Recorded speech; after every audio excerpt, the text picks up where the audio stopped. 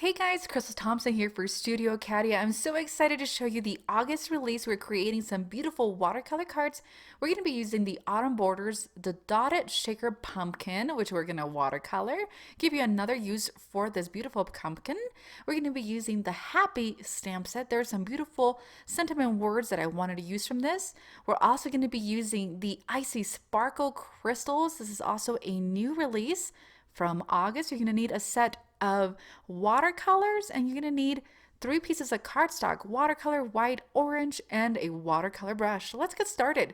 We're going to begin by watercoloring our pumpkin. We're going to begin with our base layer of yellow. Then we're going to come in with a little darker yellow and add some lines. While that dries, we are going to move on to the watercolor cardstock that we have cut. This is going to serve as our panel, and we're going to do several layers. We're going to do that same yellow that we added on the pumpkin and then that darker.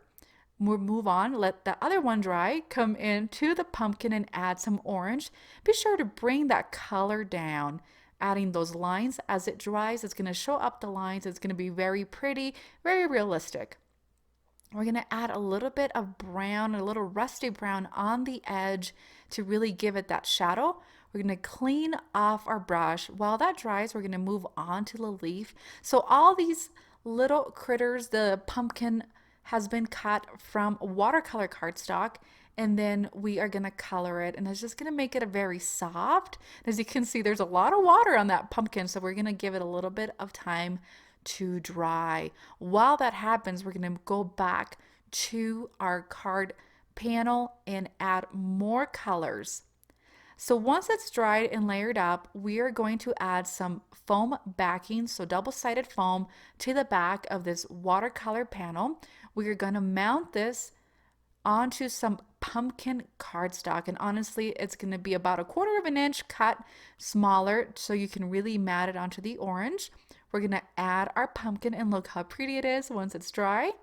We are going to die cut the same dotted pumpkin die from the same orange cardstock that we're using as our backer, and we're going to line that watercolor pumpkin with this orange, and it's all going to be tied very, very nicely.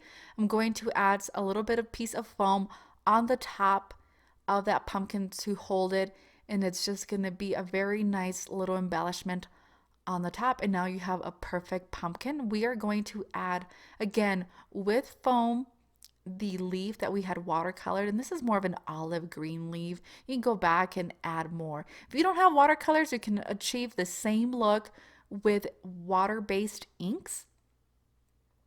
And then last but not least, we are going to add that little swivel swirl that we have colored in brown. So I have die cut the thanks from the Autumn Borders in the same orange, and then using the Happy, we're going to stamp the For You, and we are going to place these two together. So I'm going to add a bit of foam to the back of the For You, and then I'm going to remove the backing.